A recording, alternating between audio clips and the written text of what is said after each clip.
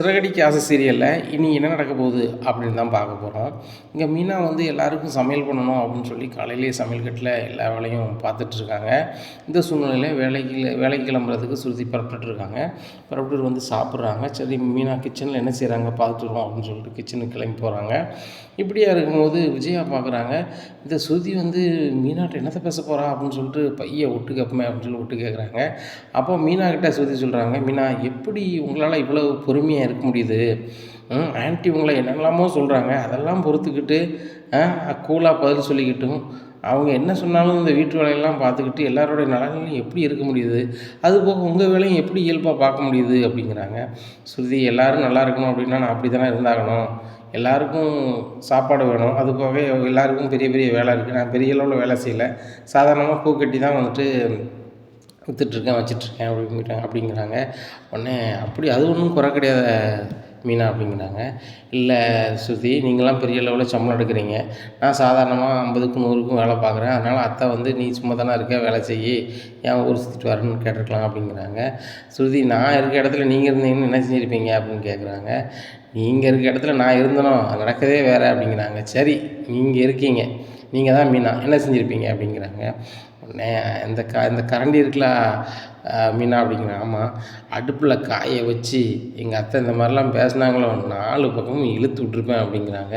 இதை கேட்ட விஜயா, அட பாதவதி அப்படின்னு சொல்லிட்டு அப்படியே அலறி போய் நிற்காங்க. இந்த சூழ்நிலையில் மீனாட்ட சொல்கிறாங்க, ஸ்ருதி வேலைக்கு நேரம் ஆயிடுச்சு, போயிட்டு வரேன். நான் வந்து ஒழுங்காக கேட்டிருந்தா வீட்டில் சொல்லியிருப்பேன், உங்களுக்கு இந்த அளவுக்கு உரி வந்திருக்காது, நான் மன்னிச்சிக்கோங்க அப்படிங்கிறாங்க. இல்லை ஸ்ருதி, என் மேலேயும் தானே தப்பு, ஹெட்ஃபோனை நீங்கள் போட்டு பேசிகிட்டு இருக்கீங்க, நான் லூஸ் மாதிரி போயிட்டு வரேன்னு சொல்லிட்டு போயிருக்கேன், தப்பு என் மேலே தானே அப்படிங்கிறாங்க. சரி, தப்பு 2 பேர் மேலேயுமே இல்லை, டெக்னாலஜி மேலே தான் அப்படின்னு சொல்லிட்டு சிரிக்கிறாங்க. சரி ஸ்ருதி, சாப்பிட்டீங்களா அப்படிங்க. சாப்பிட்டேன். சரி, வேலைக்கு போயிட்டு வரேன் மீனா, ஈவினிங் பார்ப்போம் அப்படின்னு சொல்லிட்டு கிளம்பி போகிறாங்க. இங்கே கதவை ஒட்டி இவங்க மறுபடியும் வேறு எதுவும் பேசுகிறாங்களா அப்படின்னு சொல்லி கேட்டுக்கிட்டு இருக்காங்க விஜயா. இதை பார்த்த ஸ்ருதிக்கு பயங்கர கடுப்பாயிருது. ஆன்ட்டி என்ன செஞ்சிட்ருக்கீங்க அப்படிங்கிறாங்க. ஒன்றும் இல்லை அப்படிங்கிறாங்க. ஒன்றும் இல்லாமல் நாங்கள் 2 பேரும் பேசுகிறத கேட்டுக்கிட்டு இருக்கீங்க அப்படிங்கிறாங்க. இன்னும் மீனா என்ன சவுண்டு கேட்குன்னு சொல்லிட்டு உள்ள வராங்க. இன்னும் என்ன ஸ்ருதி அப்படின்னு கேட்குறாங்க. ஒன்றும் இல்லை மீனா, இவங்க ஆட்டை கடிச்சு கடைசியில் என்னையும் கடிக்க ஆரம்பிச்சிட்டாங்க, நீங்களும் நானும் பேசுகிறத ஒட்டு கேட்குறாங்க அப்படிங்கிறாங்க. சுதிமா, அப்படி ஒட்டுலாம் கேட்கல அப்படிங்கிறாங்க. ஒட்டு கேட்காமையா செவுத்தை ஒட்டி நின்றீங்க? இங்கே நீங்கள் ஒட்டி நிற்கிறதுக்கு என்ன அவசியம் அப்படிங்கிறாங்க. இல்லை, செவுத்தில் ஏதோ சத்தம் கேட்டுச்சு அப்படிங்க. செவுத்தில் சத்தம் கேட்கும் ஆன்ட்டி, இப்படிலாம் பண்ணதை வேலை வச்சுக்காதீங்க என்ன, அடுத்தவங்க பேசுகிற பர்சனலில் ஒருத்தவங்க தலையிடுறது நல்லாவே இருக்காது. நீங்கள் மீனாட்டை வந்து பண்ணுறீங்க, பண்ணிட்டு தான் இருக்கீங்க, அவங்க பொறுத்துட்ருக்காங்க. அவங்கள மாதிரி நான் இருக்க மாட்டேன் ஆன்ட்டி, என்றைக்கு இது ஒன்று போல் இருக்காது. நான் ஏதாவது பர்சனலாக பேசிகிட்டு இருப்பேன், அன்றைக்கி நீங்கள் ஒட்டு கேட்டால் இது என்ன பழக்கம் அப்படி இப்படின்ட்டு இருக்காங்க. இந்த ரவி வராது, என்ன ஸ்ருதி அப்படிங்கிறாங்க. உங்கள் அம்மா வந்து நானும் மீனாவும் ஒட்டுக்கு பேசுகிறத ஒட்டு கேட்குறாங்க அப்படிங்கிறாங்க. அம்மா என்னம்மா சொல்கிறாவா அப்படிங்கிறாங்க. டேய், நான் செவுத்தோரமாக சாஞ்சிருந்தேன் அப்படிங்கிறாங்க. ரவி, நீனே வா, இந்த செவுத்தில் நான் இவங்க சாஞ்சிருக்கிறதுக்கு அவசியம் என்ன இருக்குது, கேட்டால் இதில் சவுண்டு வந்துச்சு, அதான் செவுத்தை ஒட்டி கேட்குறேன் அப்படிங்கிறாங்க. நானும் மீனாவும் கிச்சனில் பேசிகிட்ருக்கோம், இதை ஒட்டு கேட்டுட்ருக்காங்க அப்படிங்கிறாங்க.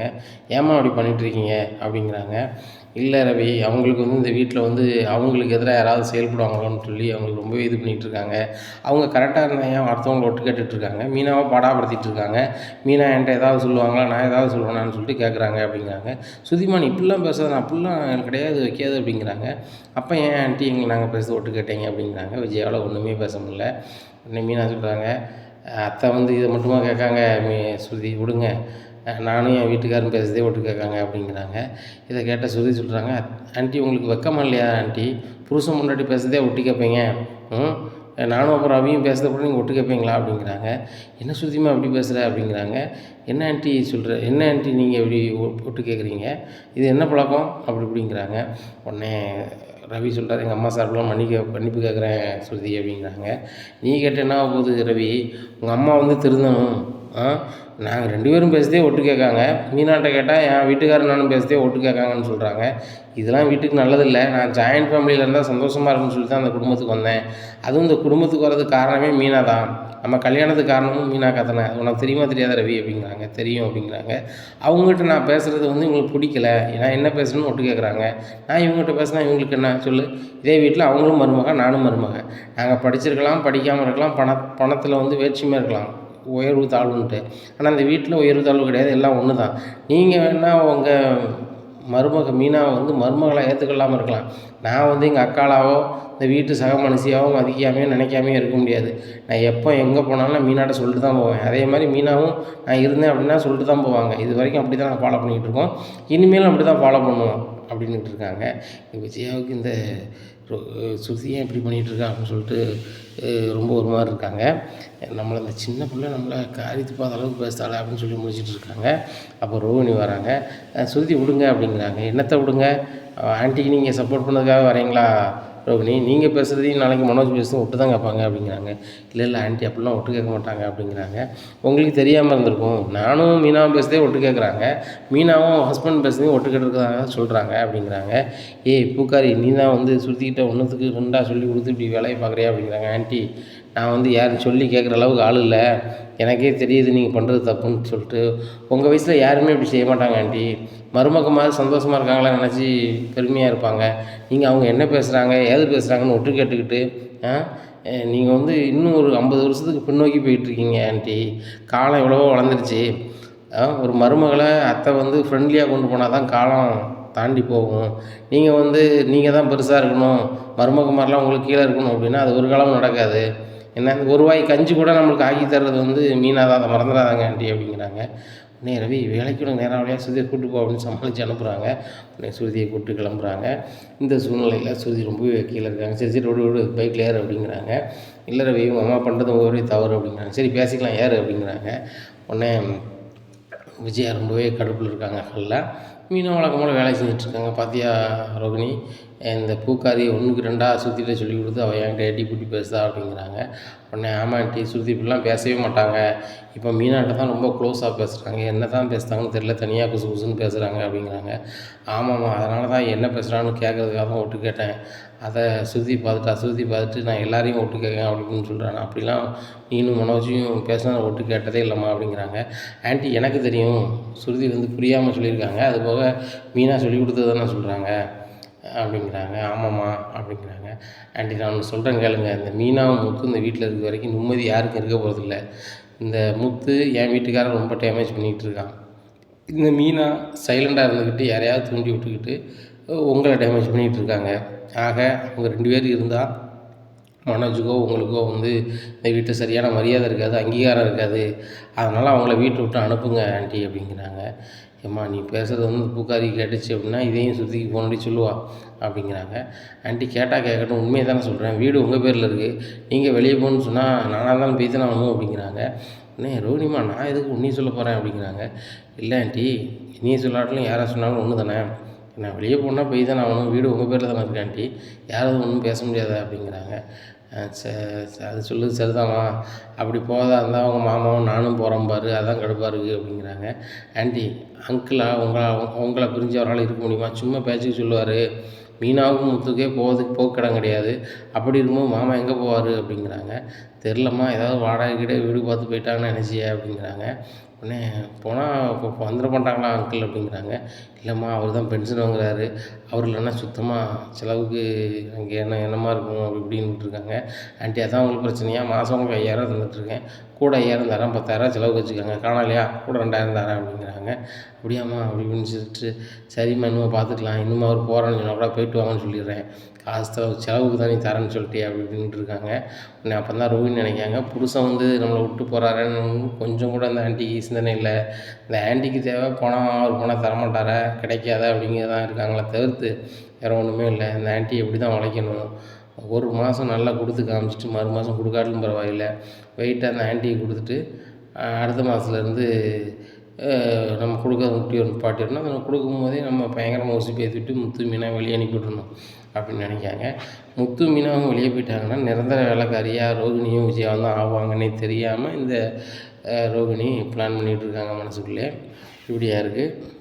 முத்து ரொம்பவே சந்தோஷமாக கார் ஸ்டாண்டுக்கு போகிறாரு இந்த சூழ்நிலையில். உடனே எல்லோரும் கேட்குறாங்க, என்ன முத்து இவ்வளோ ஃப்ரெஷ்ஷாக இருக்கா அப்படிங்கிறாங்க. டேய் செல்வம், என் வீட்டுக்கு வந்துட்டாடா அப்படிங்கிறாங்க. நான் தான் சொன்னோம்ல சிஸ்டர் வீட்டுக்கு வந்துடுவாங்கன்னு சொல்லிட்டு அப்படிங்கிறாங்க. ஆமாடா, உன் வாக்கே பொண்ணாயிருச்சு, நீ இறக்கி விட்டு போனாலாம் வீட்டில் போய் ரொம்ப ஃபீல் பண்ணி போய் பார்க்குறேன், மீனா தண்ணி குடிச்சிட்ருக்கா, சரியான கோவம் வந்துச்சு, அதனால் கையை நீட்டின உடனே அவள் அப்படி மிரண்டு போய் நின்றாளா. நான் உடனே அதுக்கப்புறம் என்ன அறியாமல் அழுதுட்டேன் அப்படி இப்படிங்கிறாங்க. டேய், உண்மையிலே உன் மனைவியை நீ ரொம்ப நேசிக்க, அவன் ரொம்ப அவன் மேலே பாசம் வச்சுருக்கா, நீனும் பாசம் வச்சுருக்க, அதனால தான் அந்த தேடலும் இந்த கோபமும். சரியா? உண்மையான அன்பில் முத்து கோபம் இருக்கும், விவேகம் இருக்கும், எல்லாமே இருக்கும். அன்பு, கோபம் எல்லாமே இருக்கும். பொய்யான அன்பில் வந்து வெறும் நடிப்பு மட்டும்தான் இருக்கும் முத்து. அதனால் வந்து அது ஒன்றும் பிரச்சனை இல்லை. என்ன நீ பேசும்போது கொஞ்சம் யோசனை பண்ணி பேசு. நம்ம நம்பி இருக்கிறவங்க, நம்மளை விரும்பி இருக்கிறவங்க, நம்ம ஏதாவது ஒரு வார்த்தை சொன்னால் அவங்களால தாங்கிக்க மாட்டாங்க. எதிர்ப்புறத்தில் இருக்கிறவங்க நம்ம என்ன பேசினாலும் தாங்குவாங்க. ஏன்னா அவங்க எதிர் திசையில் இருக்கிறாங்க, நம்மளோட எதிரியாக நினச்சிட்டு இருப்பாங்க. இப்படியா இருக்கும்போது ஒன்றும் பிரச்சனை இல்லை. ஆனால் நம்ம கூடவே இருக்கிற நம்ம மனைவியாக இருக்கட்டும், நம்ம ஃப்ரெண்டாக இருக்கட்டும், நம்மளுக்கு வேண்டியவங்களாக இருக்கட்டும், நம்ம ஒன்று சொன்னோம்னா கண்டிப்பாக தாங்கிக்க மாட்டாங்க அப்படிங்கிறாங்க. ஆமாம் செல்வம், இன்னும்லாம் வந்து வார்த்தையை ரொம்ப பார்த்து தான் பேசணும் அப்படி இப்படின்னுட்டு இருக்காங்க. இந்த சூழ்நிலையில் அவங்க எல்லோரும் வாங்க, உங்களுக்கு பார்ட்டி வைக்க போகிறேன் அப்படிங்கிறாங்க. உடனே செல்வம் சொல்கிறாரு, முத்து வேண்டாம், நம்மளாம் அன்னாடங்காட்சிக்கிற தினம் வந்து உழைச்சா தான் வீட்டு சாப்பாடு அப்படிங்கிறாங்க. அதெல்லாம் ஒன்றும் பிரச்சனை இல்லை, ஒன்றும் கெட்டு போகிறதில்ல. நம்ம பாரம்பரிய சாப்பாடு வந்து அன்னம் மெஸ்ஸில் போய் சாப்பிடுவோம் அப்படின்னு சொல்லி எல்லோரும் கூட்டி கொண்டு சாப்பிடுதாங்க. முத்த பார்த்தா தம்பி வாங்க அப்படிங்கிறாங்க. என்னாச்சு, ஒரு நாள் அவங்க ஹோட்டலில் சாப்பிட்டோம், மறுபடியும் வந்தாச்சு, நம்ம ரெகுலராக அங்கே தான் வருவோம் அப்படிங்கிறாங்க. ஆனால் ரெகுலராக நம்ம ஹோட்டலில் தான் என்ன நடத்த முடியுமான்னு தெரியல தம்பி அப்படிங்கிறாங்க. என்னங்கய்யா சொல்கிறீங்க அப்படிங்கிறாங்க. இல்லை தம்பி, 2 பேருக்குமே வயசாகி போச்சு, இந்த மெஸ்ஸை வந்து பாரம்பரியமாக நடத்திட்டோம், இன்னுமே இதை நடத்த முடியுமா, வைக்க முடியுமா அப்படின்னு ஒரு கேள்விக்குறி எழுது. எங்களுக்கு உடம்புக்கு முடியலை, அதுனாலும் சரி தான், எங்களுக்கு மறதி நிறைய வருது. இந்த மறதியில் ஏதாவது ஒரு பொருளை வந்து மிஸ் பண்ணி போடாமல் விட்டோம்னாலும் ருசி போயிடும். என்ன வயசாக ஞாபக மறதி அதிகமாகுதா, அதனால் வந்து இந்த தொழிலை வந்து ரெகுலராக பண்ண முடியுங்கிற நம்பிக்கை போயிடுச்சு. அதனால் வந்து கிராமத்துக்கு வாழ்க்கைக்கே போயிடலான்னு பார்க்குறோம் அப்படிங்கிறாங்க. ஐயா, உங்களை மாதிரி ஆட்கள் இருக்க போய் தான் எங்களுக்கு பாரம்பரியமான சாப்பாடு கிடைக்கி, இல்லைன்னா எப்படியா கிடைக்கும் அப்படிங்கிறாங்க. இல்லை தம்பி, நீ சொல்லுறதும் சரி தான், ஆனால் இது ஒரு பாரம்பரியம் மிக்க ஒரு ஆள் வந்து நல்ல ஒரு மக்கள் மீது அக்கறை கொண்ட ஒரு சமூக நலன் கொண்ட ஒரு ஆள்கிட்ட அந்த கடையை மாற்றி விட்டு போகலாம், அவங்களும் பாரம்பரியம் மிக்கமாக நடத்துவாங்கன்னு நம்புகிறேன். அதனால் யாரையாவது இதை வச்சு நடத்தணும்னு சொல்லி ஆட்களை தேடிட்டு இருக்க தம்பி, ஒரு 6 மாதமாகவே தேடிக்கிட்டு இருக்கு, நடக்க மாட்டேங்குது அப்படிங்கிறாங்க. என்னய்யா, உங்கள் ஹோட்டலில் நல்லா இருக்குதுன்னு சாப்பிட வந்திருக்கோம், நீங்கள் வேறு இப்படி சொல்கிறீங்களேய்யா அப்படிங்கிறாங்க. ஒன்றும் பிரச்சனை இல்லை தம்பி, யார் வாங்கினாலும் இது வந்து பாரம்பரியமாக ஹோட்டல் நடத்துகிறவங்க தான் கொடுப்பேன். இந்த ஹோட்டலில் வந்து பணத்துக்காக கொடுக்க போகிறதில்ல, ஆத்ம திருப்திக்கு தான் ஆள்கிட்ட மாற்றி கொடுக்க போகிறேன். அப்படி கொடுக்கும்போது அவங்க நல்லா நடத்தினா தானேயா மக்களுக்கும் நல்லது, எனக்கும் நன்மை நடக்கும். 4 பேர் என்ன மனசார வாழ்த்தினா தானே என் சந்ததியும் நல்லா இருக்கும்யா அப்படிங்கிறாங்க. உங்கள் மனசு யாருக்கும் வராதியா அப்படிங்கிறாங்க. சரி தம்பி சாப்பிடுங்க, இன்றைக்கி வீட்டம்மாட்ட சமரசம் ஆகிட்டிங்களா அப்படிங்கிறாங்க. ஆமாய்யா, வீட்டுக்கு போனேன், வீட்டம்மாவை காணலை, அங்கங்கே தேடி பார்த்து ரொம்ப சங்கடமாகிட்டு போலீஸ் ஸ்டேஷனுக்குலாம் போயிட்டேங்க அப்படிங்கிறாங்க. சரி தம்பி என்னாச்சு அப்படிங்கிறாங்க. அதுக்கப்புறம் அந்த என் வீட்டம்மாவே வந்துட்டா அப்படிங்கிறாங்க. அவங்க கோவப்பட்டு தான் போயிருக்காங்களா, சரி கோவம் குறைஞ்சுன்னு வந்துட்டாங்களோ அப்படிங்கிறாங்க. நான் ஒரு லூசியா, நான் அவள் கோவப்பட்டான்னு சொல்லி ஊருக்கு பூரா தேடிக்கிட்டு இருக்கேன், அவள் வேலைக்கு போயிருக்கா அப்படிங்கிறாங்க. என்ன வேலை பார்க்குறாங்க அவங்க வீட்டம்மா அப்படிங்கிறாங்க. என் வீட்டம்மா வந்து பூ கட்ட போவாங்க சார், ஒரு கோயில் திருவிழாவுக்கு கும்பாபிஷேகம் நடந்திருக்கும் போல், அங்கேயே பூ கட்டி கொடுக்க சொல்லியிருப்பாங்க போல். அங்கே ஆட்கள் கம்மியாக இருந்ததுன்னா என் வீட்டம்மா எல்லாருக்குமே கொஞ்சம் நேரம் ஆகிருக்கு, என் வீட்டம்மா வேறு சூப்பராக கட்டுவாளா, பூவை கட்டிகிட்டே இருந்தால் போல். அதனால் மணி 10 மணி ஆகிருக்கு. அதுக்கப்புறம் வீட்டுக்கு வந்திருக்கா. எனக்கு அங்கங்கே தேடி பார்த்துட்டு வேறு வழியே இல்லாமல் போலீஸ் ஸ்டேஷனுக்கு போனேன். இன்னொரு காரில் செல்வம் இவரும் நானும் தான் அங்கங்கே அலைஞ்சு பார்த்தோம். கடையில் வீட்டுக்கு போகிறேன், என் வீட்டம்மா வந்து நிற்காங்க. ஏங்க நான் வேலைக்கு போனால் நீங்கள் வந்து என்ன காங்கலன்னு சொல்லி கம்ப்ளைண்ட் பண்ணுவீங்களான்னு கேட்காப்புல. எனக்கு அதை நினச்சி சிரிக்கவோ அளவான்னு போயிட்டு, அதுக்கப்புறம் சரி நம்ம வீட்டம்மாவை எப்படியாவது பார்க்கணும், அவட்ட சமரசம் ஆகணும்னு நினச்சிக்கிட்டு இருந்தேன். கடைசியில் அவளை காணலன்னு துடிச்சு போயிட்டேன். இப்போ வந்துட்டா, அதுக்கு தான் எல்லாருக்கும் பார்ட்டி கொடுத்துட்ருக்கேன் அப்படிங்கிறாங்க. தம்பி, ஒன்று நினச்சா ரொம்ப சந்தோஷமாக இருக்குது. பொண்டாட்டி ஊருக்கு போயிட்டா ரொம்ப சந்தோஷம்னு நினைக்கக்கூடிய இந்த ஆண்வர்க்கம் இருக்கக்கூடிய இந்த காலகட்டத்தில், பொண்டாட்டி வந்து திரும்பி வந்துட்டா, நான் அதுக்கு வந்து நான் பார்ட்டி வைக்கேன் அப்படின்னு சொல்லுத ஆள் நீ தான் தம்பி இருப்பேன். அது போக நான் உன்னை நல்லா புரிஞ்சுக்க முடியுது, உன் மனைவி நீ ரொம்ப நேசிக்கிற, கண்டிப்பாக நீ நல்லவனாக தான் இருக்க முடியும். இந்த நல்லவனை கட்டின அந்த பொண்ணும் கண்டிப்பாக நல்ல பிள்ளையாக தான் இருக்கும். ஒரு நாள் உன் வீட்டம்மாவோட அங்கே வாப்பா, நான் பார்க்கணுன்னு ஆசையாக இருக்குது அப்படிங்கிறாங்க. கண்டிப்பாயா, இப்படி பாரம்பரியம் ஒரு சாப்பாடு வந்து வீட்டு சாப்பாடுக்கு இணையாக கிடைக்கி அப்படின்னு சொல்லி என் வீட்டம்மாட்ட சொன்னாலே ரொம்ப சந்தோஷப்படுவா. அவளும் அப்படி தான்யா, எந்த கெமிக்கல் இல்லாமல் தான் சமைப்பா, சூப்பராக சமைப்பா. அவளை என்ன எங்கள் அம்மா ஏசுனாலும் சரி தான், பேசுனாலும் சரி தான், அவள் வந்து சமைச்சி கொடுத்து அவங்கள ஆனந்தமாக படுத்துறதில் அவள் மிஞ்ச முடியாது. அவ்வளவு வீட்டு வேலையும் செஞ்சுட்டு அவள் பூ வியாபாரத்தையும் பார்த்துக்கிறாயா, அவளை நினச்சா எனக்கே பெருமையாக இருக்குது அப்படிங்கிறாங்க. தம்பி, நீங்கள் சொல்ல உங்கள் வீட்டம்மா நாங்கள் பார்க்கணும் போல் எங்களுக்கு தோணுது, ஒரு நாள் கூட்டுவாங்களேன் அப்படிங்கிறாங்க. கண்டிப்பாயா அப்படிங்கிறாங்க. சாப்பாடெல்லாம் சாப்பிட்றாங்க. சாப்பிட்டு செம்மையாக இருக்குல்ல, வீட்டு சாப்பாடுனா வீட்டு சாப்பாடு தான், அது அன்னம் மிஸ் தான் அப்படின்னுட்டு இருக்காங்க. அவனே முத்துக்கு ரொம்ப கவலையாக இருக்குது. என்ன முத்து ஒரு மாதிரி ஆகிட்டு திடீர்னு அப்படிங்கிறாங்க. இல்லை அந்த ஐயா சொன்னதை பார்த்தல அந்த கடையை நான் வந்து யார்ட்டையாவது கொடுக்க போகிறேன் வைக்க போகிறாங்க. மக்கள்லாம் எவ்வளோ கூட்டமாக எவ்வளோ விரும்பி இதில் சாப்பிட்டுட்டு இருக்காங்க. திடீர்னு இந்த ஹோட்டல் யாருக்காவது கொடுத்து அவங்க கெமிக்கலோ ஏதோ போட்டு சமைச்சு இந்த பாரம்பரியத்தை அழித்து ஏதாவது ஒரு வகையில் வந்து பண்ணிட்டாங்க வச்சுட்டாங்கன்னா நல்லா இருக்காதுல்ல. நம்மளாம் இன்றைக்கி நல்லாயிருக்கும், குடலுக்கு எந்த பிரச்சனையும் வராது, மனசுக்கும் ஆரோக்கியமாக இருக்கும், உடலுக்கும் ஆரோக்கியமாக இருக்கும்னு சொல்லி தான் இங்கே வந்து சாப்பிட்றோம். இதே சாப்பாடு இப்படி தொடர்ந்தால் தான் நல்லாயிருக்கும் அப்படிங்கிறாங்க. அதுக்கு நம்ம என்ன செய்ய முடியும் அப்படிங்கிறாங்க. எனக்கும் தெரியலை, பட் ஆனால் வந்து ரொம்ப மனசு கஷ்டமாக இருக்குது அப்படின்ட்டு இருக்காங்க. சரி சாப்பிடுங்க சொல்லலாம். சாப்பிட்றாங்க. சாப்பிட்டோன்னே ஸ்வீட் கொடுக்குறாங்க. ஸ்வீட் எதுக்குயா அப்படிங்கிறாங்க. இல்லை நாங்கள் வந்து எப்போ இந்த கடையை வந்து கொடுக்க போகிறோன்னு தெரியல, ஒவ்வொரு நாளும் எண்ணிக்கிட்டு இருக்கோம். இருக்கிற வரைக்கும் மக்களை வந்து சந்தோஷமா வைக்கணுங்கிற எண்ணம் எங்களுக்கு ஆயிடுச்சு. அதனால் வார சாப்பாட்டுக்கு போக ஸ்வீட் வந்து எங்கள் கையில் ஃப்ரீயாகவே எல்லாருக்கும் கொடுக்கலான்னு இருக்கோம். அதான் தம்பி எல்லாருக்கும் கொடுக்குறோம். எங்களுக்கே ரொம்ப கஷ்டமாக தான் இருக்குது, இந்த கடையை மிஸ் பண்ணுவோன்னு தான் தோணுது. ஆனாலும் வந்து எங்களுக்கு நிறைய ஞாபகமறதி ஆயிடுது. உப்பு போட்டால் புளியை போடாமல் கொடுத்தது எப்படி என்னத்தையாக ஒன்றுன்னா எனக்கு மறந்துடுது. அதனால் உணவுகளை மக்களுக்கு தெளிவாக கொடுக்க முடியுமா அப்படின்னு தெரியல. 40 வருஷம் ரொம்ப தெளிவாக கொடுத்துட்டோம். இப்போ வந்து கடைசி காலத்தில் சரியாக கொடுக்கலன்னா அன்னம் மெஸ்ஸில் சாப்பாடு சரியில்லை, முன்னாடி மாதிரி இல்லை அப்படின்னு சொல்லிட்டாங்க, இல்லை பேசிட்டாங்கன்னா அதை கேட்டுக்கிட்டு இருக்கிற சக்தியோ அதை பார்க்குற சக்தியோ ஜீரணிக்கிற சக்தியோ எனக்கு இல்லை. அந்த ஒரு காரணத்துக்காக தான் தம்பி நான் இப்படி மருவிக்கிட்டே இருக்கேன். யாராவது ஒரு ஆள் கிராமத்து பாஷையில் என்ன பாரம்பரியமாக சமைச்சு மக்களுக்கு பிரயோஜனமாக கெமிக்கல் சேர்க்காம என்ன வாழை இலையில் சுட சுட சாப்பாடு கொடுக்காங்களோ அவங்ககிட்ட கடையை கொடுத்து நல்லா நடத்துங்க. உங்களுக்கு என்ன கல்ப்புனாலும் கேளுங்க, எந்த நேரத்தினாலும் பண்ணித்தர தயாராக இருக்குன்னு சொல்லிட்டு கிளம்பிட்டே இருப்பேன் அப்படிங்கிறாங்க. ஐயா கண்டிப்பாக ஒரு நல்ல ஆள் கிடைப்பாங்கய்யா அப்படிங்கிறாங்க. தம்பி உங்கள் மனசு போல் நடக்கட்டும். சரி தம்பி பார்த்து போய்ட்டு வாங்க அப்படிங்கிறாங்க. உடனே காசை பே பண்ணிட்டு கிளம்புறாங்க. உடனே முத்து நினைக்காரு, மீனாவும் நல்லா சமைப்பாள், ஒரு வேளை வந்து மீனாட்ட கேட்டு பார்ப்போமா அப்படிங்கிறாங்க நினைக்காங்க. உடனே மீனாட்ட ஃபோன் அடிச்சு கேட்குறாங்க, மீனா ஒரு மெஸ்ஸு ஒன்று விலைக்கு வருது வாங்கிடுவோமா அப்படிங்கிறாங்க. ஏங்க நான் சாதாரணமாக 50க்கும் 100க்கும் பூ விற்றுட்ருக்கேன், நீங்கள் வண்டி ஓட்டி டியூ கட்டுறதுக்கும் வீட்டு செலவு கொடுக்கும் சரியாக இருக்குது, நம்ம எப்படிங்க ஹோட்டல் வாங்க முடியும் அப்படிங்கிறாங்க. வாங்கலாம் வேணா, ஒரு வாய்ப்பு ரொம்ப நான் சொல்லுதேன், உனக்கு ஒரு எண்ணம் தோணுச்சுன்னா சொல்லு அப்படிங்கிறாங்க. சரிங்க என்றைக்குன்னு எனக்கு வீம்பு வருதோ அன்றைக்கி செஞ்சுக்கிடுவோம் அப்படிங்கிறாங்க. வீம்பு தான் செய்யணுமா அப்படிங்கிறாங்க. இல்லை அத்தை எப்போவுமே நீ பேசுவாங்க, எதையாவது பேசிகிட்டு இருப்பாங்க, நானும் கேட்டுட்டு தான் இருப்பேன். ஆனால் என்றைக்கா ஒரு நாள் வீம்பு வரும்ல, இவங்க முன்னாடி சாதிச்சு காட்டணும் அப்படின்னு சொல்லிட்டு அன்னைக்கு ஒரு வெறியில் வந்து ஏங்க அந்த ஹோட்டலை கேளுங்க நம்ம நடத்திடுவோம்னு சொல்லுவோம், அன்றைக்கி நடத்திடுவோங்க அப்படிங்கிறாங்க. ஆமாம் ஆமாம் மீனா, சரி மீனா சரி மீனா அப்படின்னு சொல்லிட்டு ஃபோன் வைக்கிறாங்க. டேய் கொஞ்சம் நேரத்துக்கு இருக்க வீட்டமாக கடிச்சிட்டு தான் இருப்பியா அப்படிங்கிறாங்க. ஆமாம் சொல்லுவான், முன்னாடி வீட்டுக்கார அடித்தா டார்ச்சராக இருக்குதுன்னு சொல்லுவான், அப்படியே சொல்லியிருக்கேன். ஆனால் இன்றைக்கி அவள் பேசலைன்னாலும் கஷ்டமாக தான் இருக்குது. அவன் மனசு கஷ்டப்பட்ட மாதிரி நடந்துக்கூடாது வைக்கக்கூடாதுன்னு சொல்லிட்டு போல மாதிரி நினைக்க வேண்டியது வருது. எல்லாமே மாற்றிட்டாடா என்ன அப்படிங்கிறாங்க. நீ உண்மையிலே மாறிட்ட சிஸ்டரை அவன் அந்தளவுக்கு லவ் பண்ணுற, அதுதான் உண்மை, வேறு ஒன்றும் கிடையாது. இதே மாதிரி இரு முத்து, கண்டிப்பாக நல்ல நிலைமைக்கு வருவேன் அப்படிங்கிறாங்க. கண்டிப்பாக அவனுடைய ஆசீர்வாதம் இருக்குது செல்வம். என் வீட்டம்மாவும் உண்மையிலே ரொம்ப தங்கமானவா. நான் வந்து கோவப்பட்டு வச்சு அவளை ரொம்ப மனசை கஷ்டப்படுத்தியிருக்கேன். இன்னும் வந்து அவள் மனசை கஷ்டப்படவே விடக்கூடாது. ஐயா வீட்டையும் சரி தான், எங்கள் வீட்டையும் சரி தான், அவள் தான் தாங்குதான், அதில் மாற்றிக்கிறதே இல்லை. அவள் மனசை கஷ்டப்பட்டு அவள் என்ன செய்வா அப்படின்னு கூட நான் கோவப்பட்டதை கூட, நான் கோவம் படுத்தினது கூட அந்த நிமிஷம் மறந்துட்டு வேலைக்கு போயிட்டு அவன் இயல்பாக வந்திருக்கா. நான் லூஸு மாதிரி அவளை மனசை கஷ்டப்படுத்திட்டோம், எங்கேயோ போயிட்டான்னு தேடி அலையுதேன். ஆனால் எங்கள் அம்மா அதுதான் ஒரு ஷாக்குன்னு முன்னாடி எங்கேயோ போயிட்டா, ஊர் சுற்ற போயிட்டான்ட்டு அவங்க பாடைய பாசையில் சொல்கிறாங்க அப்படிங்கிறாங்க. உடனே செல்வம் சொல்கிறாரு, உங்கள் அம்மாவுக்கும் மீனாவுக்கும் சுத்தமாக பிடிக்காது, மீனா எது பண்ணாலும் சுத்தமாங்க. அப்படி இருக்கும்போது மீனா காணலை. சரி இதை ஒரு சாக்கா சொல்லி அந்த பிள்ளைய வழி அனுப்பிடலாமான்னு அவங்க நினச்சாங்க, நடக்கலை. சரியா அந்த முகத்தெரிய மீனா கிழிச்சிட்டாங்க, இதான் வேற என்ன அப்படிங்கிறாங்க. மீனாவுக்கு சவால் மீனா தான், வேறு யாரும் கொடுக்க முடியாது செல்வம்.